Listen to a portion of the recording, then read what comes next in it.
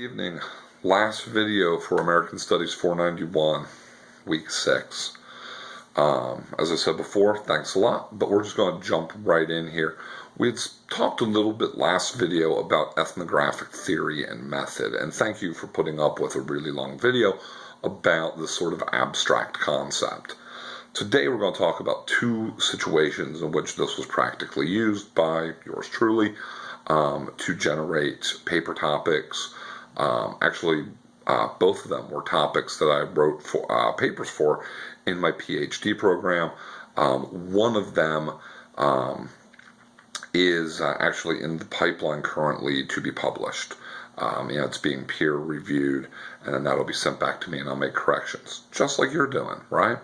So, anyway, the point of the story is we'll deal with two of them. One takes place in the physical world, one is digital. And we'll talk about the differences. We'll start with the physical world. This was a project that was spawned because I used to be a car salesman, as I've mentioned before, right? Used to sell cars. And so as I was studying American culture and working on the PhD, I started having ideas and thoughts and questions about the stuff I used to do and see and be a part of. What did these things mean to the salespeople? What did they mean sort of more broadly? What did they mean to the customer? This kind of thing. And so I decided as one of the projects I was going to go out to a car dealership, and I was going to see if I could do a participant observer ethnography there. So I found an old friend who I used to sell cars with who's still in the game, and I asked, hey, can I come? Can I watch you? Can I talk to your sales manager, make sure this is okay? Did all the protocol stuff I was supposed to do, got the signatures on the release forms. There were 3 salesmen. It was John, it was Dave, and it was Kyle. And I was tracking these 3 folks. The finance manager is a guy named Julio, and the sales manager was a guy named Doug. And so I was just tracking these 5 people and watching how they interacted with customers and with each other, and trying to sort of make sense of things. What I was particularly interested in were gender issues here. I was looking at issues of gender and culture. In other words, how did they talk to women? How did they talk about them? Because this is an all-male group. That was what I was most interested in, was the way they approached femininity, but also how did they approach masculinity? How did they demonstrate masculinity to each other? Now, some of this research has no bearing on what we're talking about. What I found interesting, though, that kind of does, this is just a little piece that I kind of pulled out and it formed maybe 5 pages of my paper, could have formed more if I would have wanted to, was specifically how they sold vehicles. And this is, really kind of gets, I think, at why it is so interesting to do ethnographic research.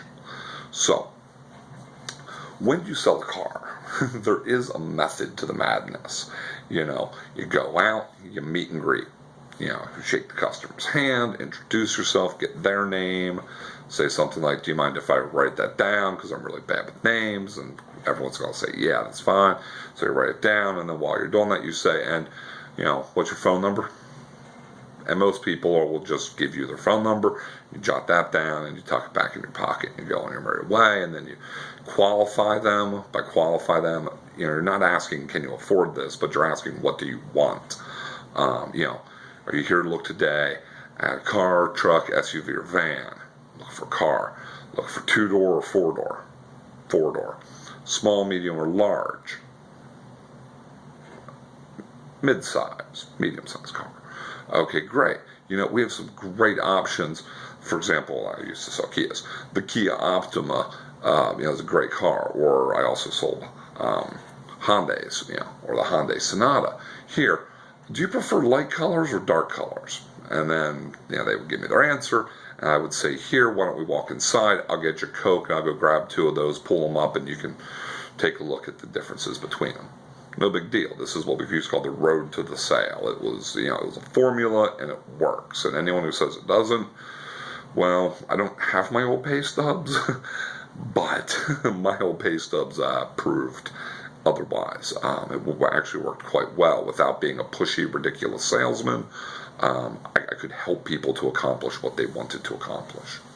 So as part of the road to the sale, once I get the fellow or woman to come out and take a look at the car. When I say fellow, there's a reason for that here, because I'm assuming this is a guy. In almost every case, I either dealt with men or a husband and wife. Very rarely did a woman come to the car dealership by herself. And we'll get there. So bring the fellow out, walk around the car, and I would point out the features. Now, if I pointed out every feature that the car had, we would be there all day, right? What I'm going to have to do is qualify them and figure out what matters to them and then sell them on that. What I noticed was that in just over 70% of the car sales that were taking place, when it was a man that they were talking to, they emphasized three things. One was performance. That was the number one thing that they always emphasized. Horsepower, torque, 0 to 60 time, quarter mile time, if it was a 6-speed manual or if it was a 5-speed, they talk about the joys of driving stick, those kinds of things. And this is what I saw them doing. And then they would also oftentimes emphasize room, space, room for a man to spread out and just kind of, sit back and drive his car, or put golf clubs in the trunk. That was always the thing, was trunk is super roomy, you can probably fit 2 sets of clubs here. Anyway, and then the third point was value, which was part of our dealership. We just always brought up the value proposition. Kia and Hyundai sold a bit less, in terms of they sold for less, and we had a 10-year, 100,000-mile warranty, so we'd always bring that up because it was the best in the business.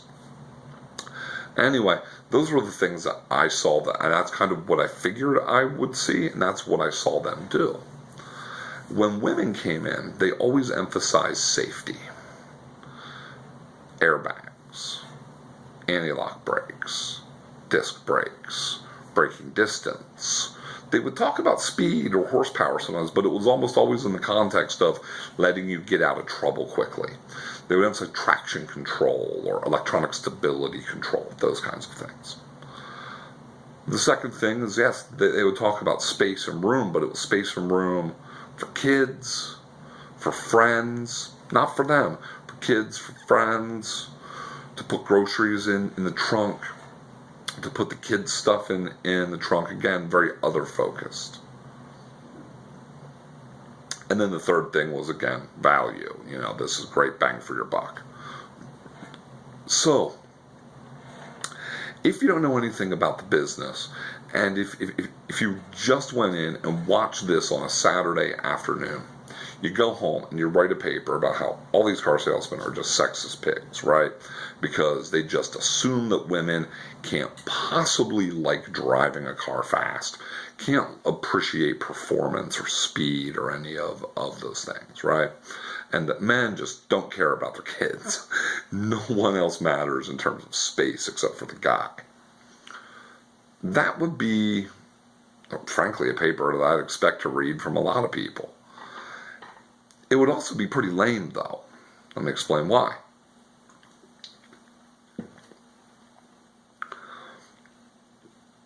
There are multiple trips to the car dealership, oftentimes when someone's buying. And because I was there for a length of time, and because I interacted with the people more than just sitting back and observing, I also interviewed people.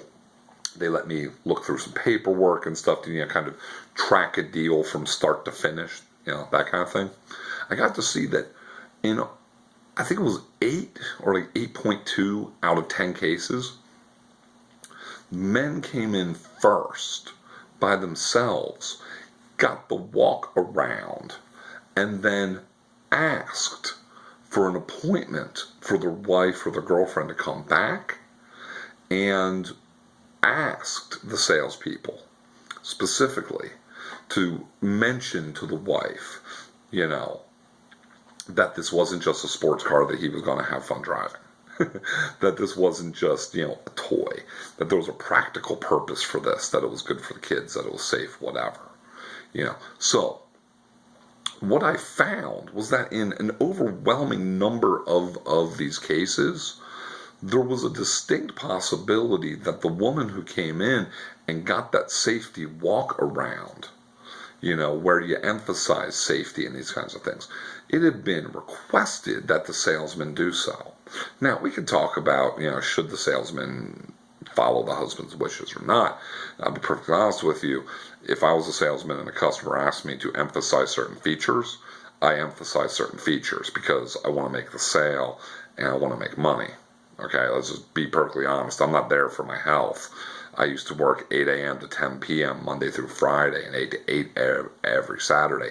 Not because I so dearly loved my fellows at the car dealership, but because I wanted to bring them a paycheck. So I only tracked this down and pinned down what was going on in so many of these cases because I was there for so long, because I was embedded, because I was participating in this, on more than just a sitting at a table taking notes level. I was talking to people, interviewing them, becoming friends with them, going to lunch with them occasionally, those kinds of things, right? So it gave me an insight into the culture. So when I wrote the paper, I wrote about the sort of, flagrant sexism that takes place on a car lot, right? But I also wrote about the pressures on the car salespeople to essentially behave in this manner. It complicated the story.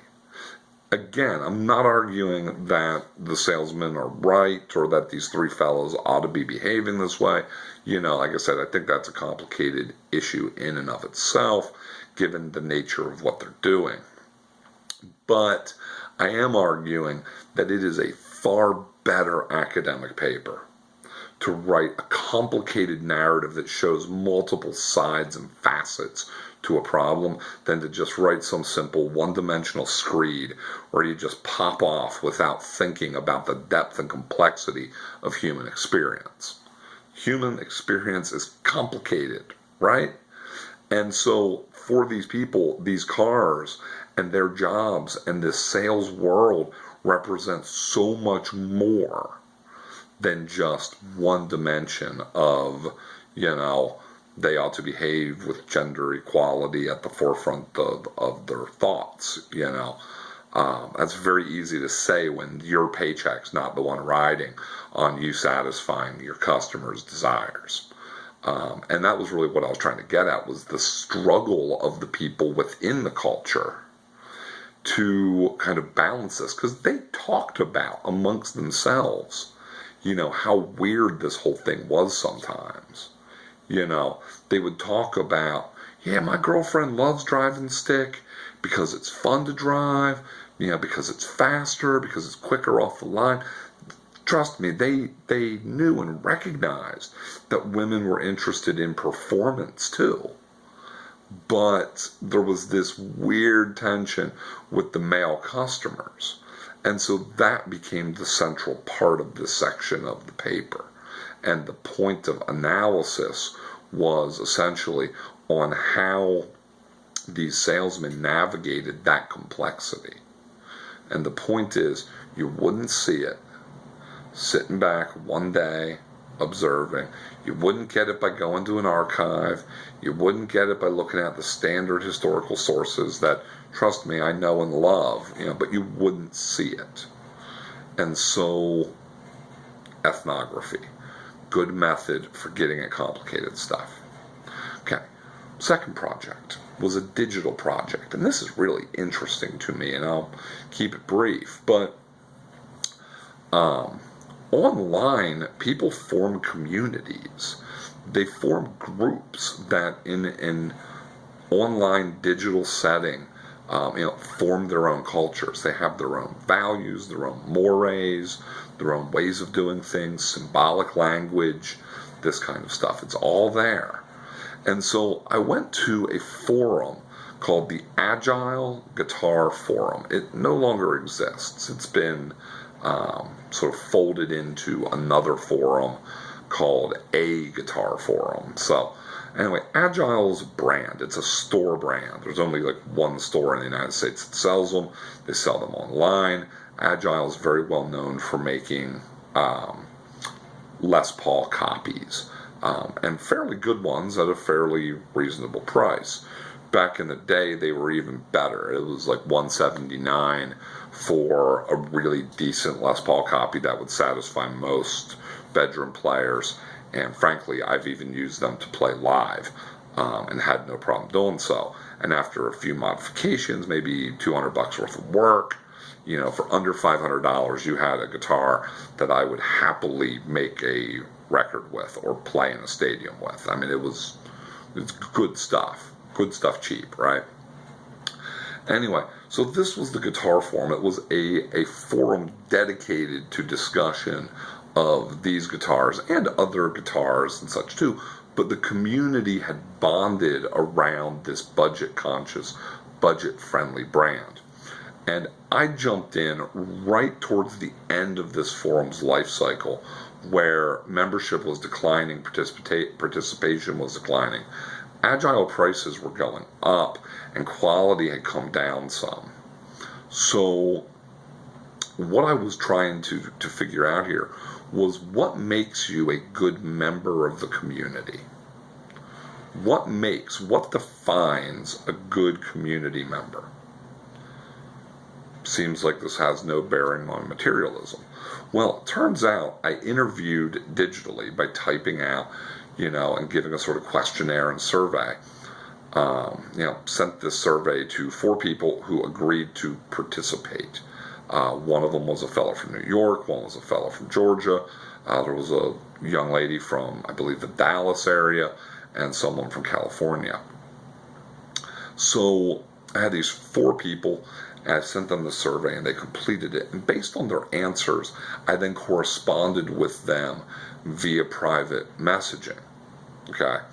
And I also participated every day. I set aside 30 minutes to read the forum and see what, new things were being talked about and contribute some.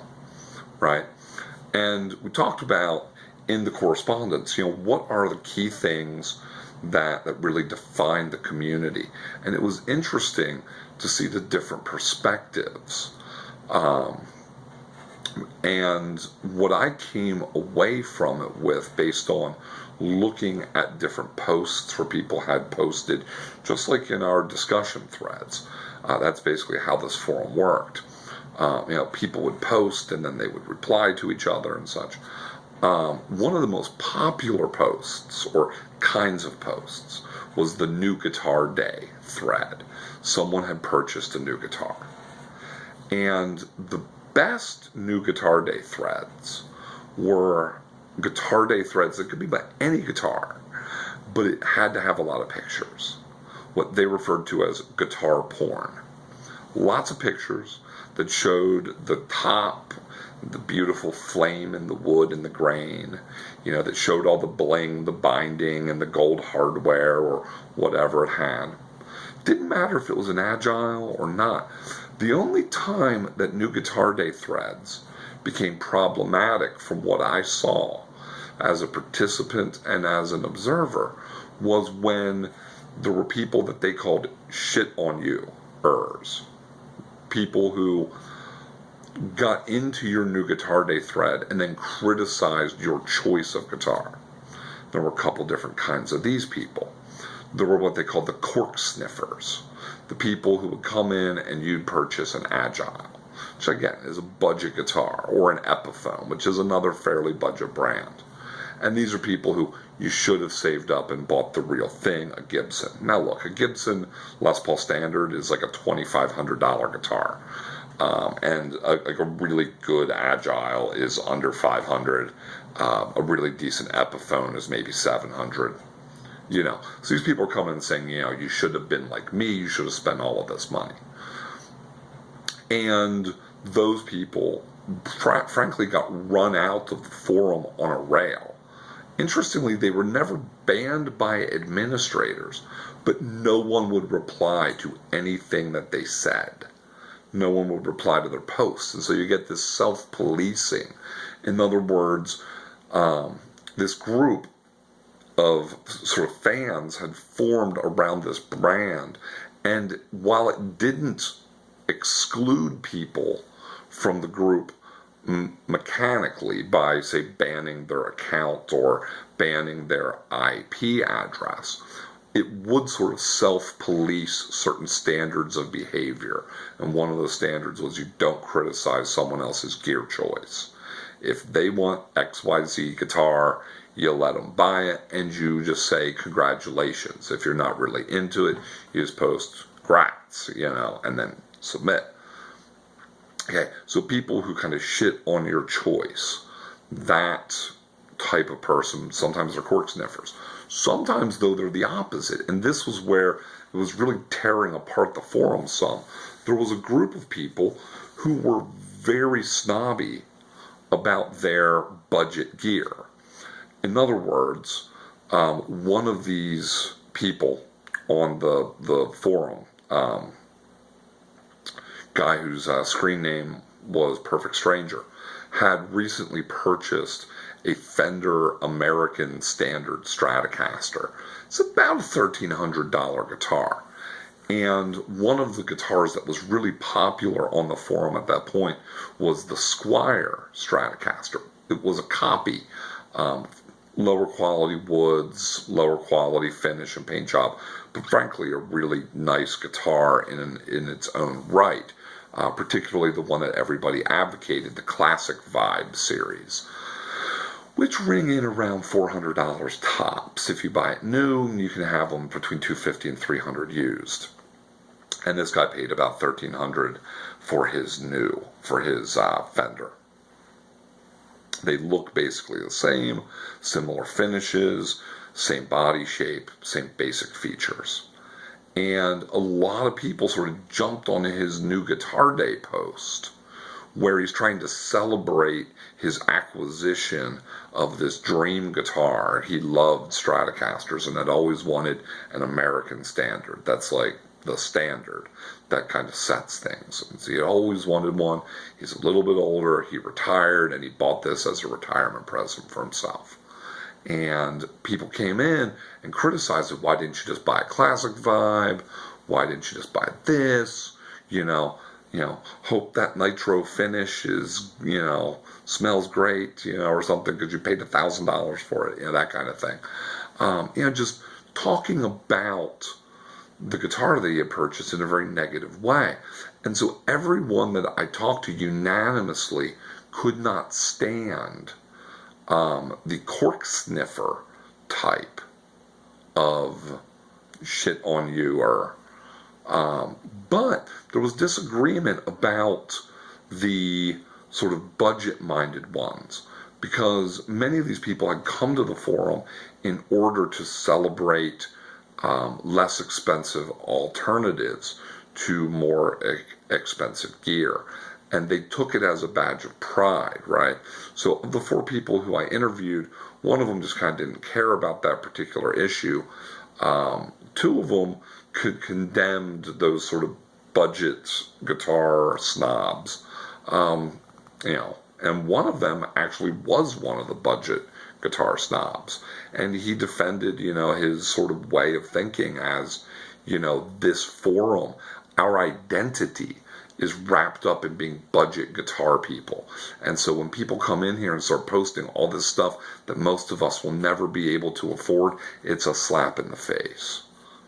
That was an interesting perspective. And again, it does complicate the story of just a bunch of people who are spoil sports, right? So digital ethnography is a great way of trying to understand online communities. I did this on, again, an old school BB Post forum. But you could do this kind of thing on Facebook. I know people who've done this with Twitter. These kinds of things with Instagram. There's a friend of mine who was doing some project involving vines, which I'm not even sure what a vine is, to be perfectly honest. But I know he was doing a project with it. So there's all these different ways to approach looking at digital communities. And again, a lot of this ethnographic method comes from anthropology. It's about trying to get at the rituals. This new Guitar Day post, it's a ritual. It's a rite of passage into sort of the fellowship of the Guitar Forum. And the guitar porn is a really important part. If you are part of the community, there's this classic line that they all use, pics or it didn't happen. And that appears in other venues too, not just guitar forums. But, they have a whole way of kind of creating interesting variations on pics or it didn't happen type of posts, when someone posts about their new guitar but forgets to upload a picture of it so everyone else can drool. Again, this is a real no-no, actually. And not that it'll get you thrown out of the community, but it'll get you a good, healthy ribbing by everybody else. They'll give you grief over it, right? So, in terms of what we're talking about with studying materialism, a lot of people, I think, when I've talked to them about this topic that I was teaching, they said, that's really interesting, but how do you make a whole class out of it? And I said, my question was, how did I shrink it all down? Even if this was a 16-week course that I was teaching this fall, how do I shrink it down? In fact, this fall at Penn State Harrisburg, I'm teaching History 155. That's American business history. And I taught that in the spring of 2017 also. And you know what?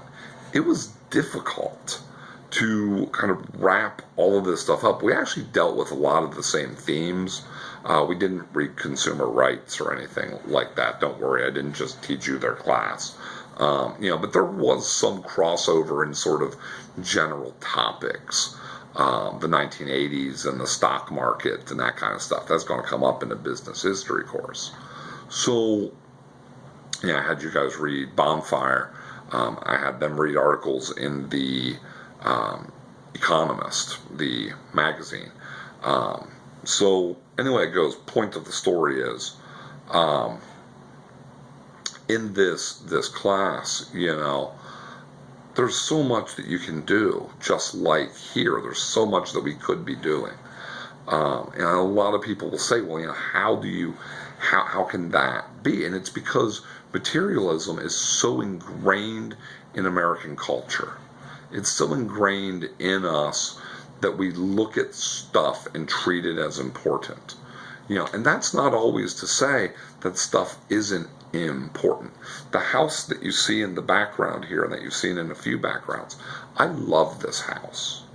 I love it. For about 4 years, I lived in a little farmhouse, actually a huge farmhouse, on about an acre and a half of ground, surrounded on 3 sides by cornfields. Our house, every winter, heat was a problem.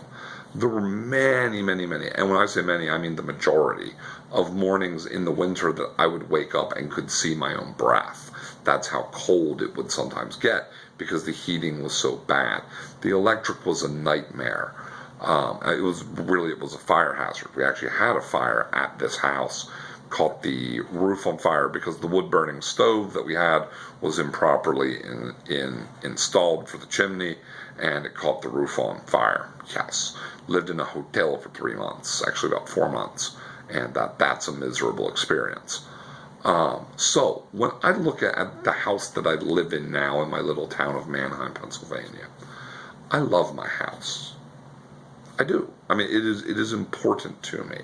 This house means a lot to me. It means far more than brick and mortar and wood and, insulation and drywall, right? It's more than the sum of its parts. It means something to me. It has a symbolic meaning. Part of that symbolic meaning is safety for me and my family. When we moved out of that house and moved up to this one, we downgraded in terms of size, and we raised the rent that we pay by quite a bit. But I've never slept better a day in my life than the first night here, when it was literally the first night in about a year and a half since we'd had the big fire that I did not have some thought of, is this the night that the smoke detector goes off again and I have to run my family out the house to safety? So anyway it goes. Materialism, a lot of ways to get into it, a lot of ways to discuss it, a lot of things that we could do. Ethnographic methods are one of those ways that if you decide to pursue this kind of research at any point in your future, consider this, if you're working in the contemporary moment, as a way to get into the culture, as a way to understand what's going on. You know, because things matter to us. We are human beings and things do matter to us. Things matter to people. All right? So I want to thank you all for a great semester. If you have any questions in the next few days as the semester winds up or afterwards, feel free to contact me. My cell number is on the syllabus, and you can email me. So you have a great rest of your summer. And this is David Meisel signing off. Later. Bye-bye.